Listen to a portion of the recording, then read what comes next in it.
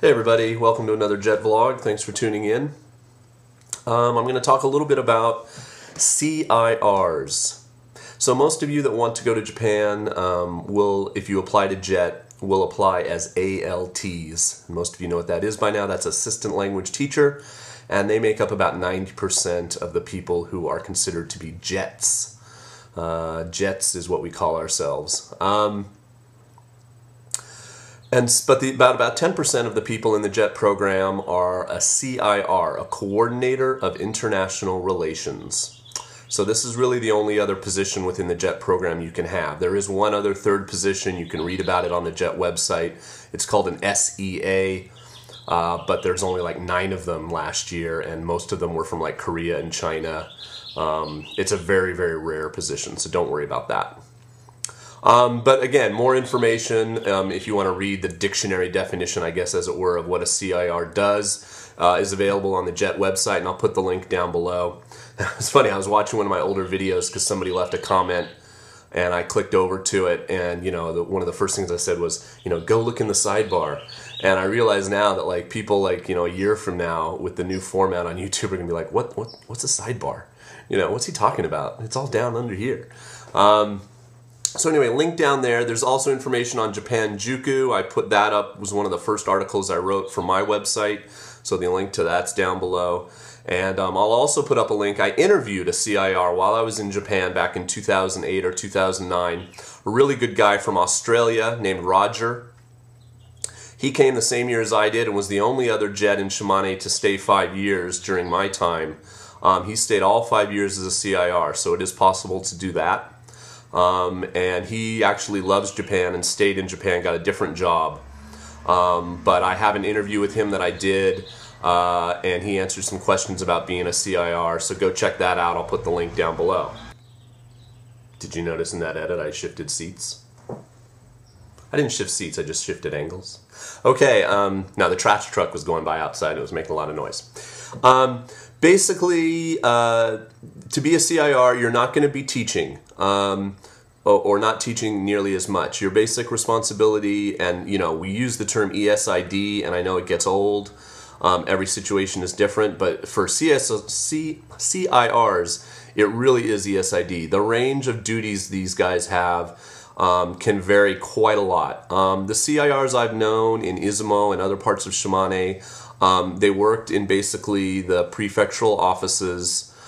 They work right amongst Japanese coworkers and in a business office setting at a desk. They're translating. They're working on maybe the town newsletter.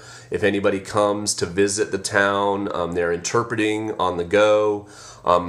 For instance, we had a speech contest every year in Matsue in the capital, and the CIR in Matsue would have to come.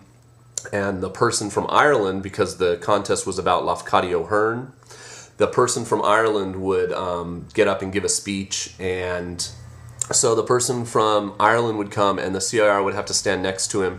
He would speak in English to, some of us in the crowd were ALTs, but the majority of people in the crowd were Japanese, and then he would have to translate on the fly into Japanese. Those kinds of things. The CIR I got to be really good friends with from Ireland, his name was Mark. He was in Izumo for 3 years, which I think was the old maximum. He got to do a bunch of different stuff. One of the things was Izumo has a sister city relationship. You'll find this out about Japan. They have a lot of sister city relationships. So we have a sister city in Santa Clara, California. One of our sister cities was also in Finland. So Mark had to go with the mayor of Izumo to Finland and interpret, he didn't speak Finnish, but, translate into English and yada yada. And then they got to go to France on the way back or something. He got to go to California a few times and translate for the mayor there. So he got to do those kinds of things. But, a lot of it is just translating documents, and the other thing that they do, and this is one of the things that Roger talks about in the video he made with me, is they'll go out and give cultural lessons. So Roger was from Australia, so he would often go, and if he was asked to go to an elementary school, he'd talk about Australia, and then he had like a plastic rugby set that he, not rugby set, a cricket set and he would set it up and show the kids how to play cricket, and maybe go outside or in the gym with them and play some cricket. Other people do cooking demonstrations. Sometimes CIRs are asked to do an eikaiwa class, like a language class in the evenings, for the elderly or for the community center. All different kinds of things. Their jobs are really quite varied, but they're not in a school setting like we ALTs were. So we always joked, the joke amongst ALTs was, we have it pretty easy, but those CIRs, man, they work for a living. And those guys, sometimes you would call them up on Saturday or something, and you'd be like, hey, do you want to go do this or go out and go do karaoke or something? And they'd be like, no, I'm working, or no, I got to do this tomorrow, or I got to get up early on Monday, or, they really did have more of a kind of a salaryman, 9 to 5 type of job, and not as much free time maybe.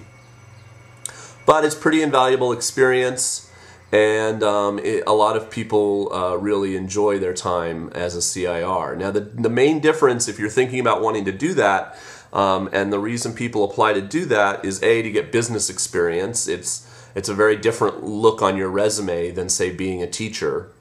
And you have to be basically near fluent in Japanese. The old standard used to be about JLPT 2 or above, but with how competitive JET has gotten, it's really you have to be JLPT 1.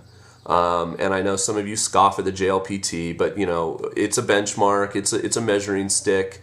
And so that means you have to be able to read and write Japanese very well. You have to be able to speak it, of course, very well. CIRs do fluctuate a little bit, but basically their Japanese is going to be excellent. So that's the big difference. I actually, when I went to LA back in February and March for interviews, I ended up interviewing CIRs one day, which was really weird for me because I wasn't one, but I could ask them questions about adjusting to life in Japan and things like that. And by and large, the CIRs I talked to that day all had experience in Japan already. They'd either done homestay or done a year of their college there. They all, of course, studied Japanese in college, majored in Japanese in some cases. And as part of your interview, if you go to be a CIR, there is a Japanese test. You're given a page. You have to read it to yourself. Then you're going to be asked questions about it in Japanese, and you have to respond in Japanese. And if you do well, you're given a second page with even harder kanji and stuff on it. And it's reading comprehension and being able to, formulate your ideas and present them in Japanese. So the thing that spurred this vlog, though, is I had one of my viewers ask me, do CIRs and ALTs get along and stuff? And it was kind of a funny question. Yeah, I mean, of course. Sometimes, we'll invite them to events. Whether it just be something like a nomi hodai, like a drinking party, an all-you-can-drink type of thing, or, a bigger event like a dance or a ski trip or something. And they often have to bow out. They have work. But a lot of them get just as involved as any ALT. The other thing about CIRs in your prefecture is some of them won't be native English speakers.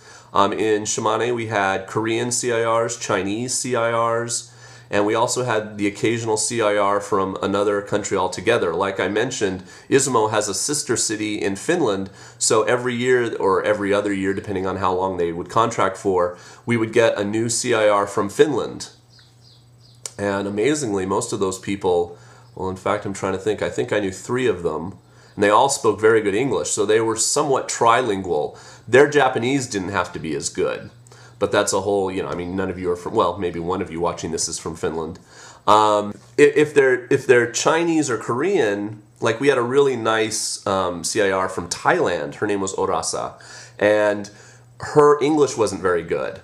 She very good Japanese, and obviously she spoke her native language. So when she would come to parties, she could speak to other jets, but mostly she wanted to talk to you in Japanese.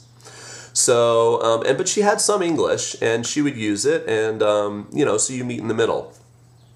But some of them maybe be shy about that. Maybe their English isn't as good, and when you get together with people, and especially in Japan, when you've been in ALT, and maybe you've held it in Monday through Friday, and you haven't really been able to just talk in English, and then you get to a weekend party or something, and you're like, blah, blah, blah. We would say we have verbal diarrhea, you're just like, blah, because you can speak English, and people know what you're saying at normal speed.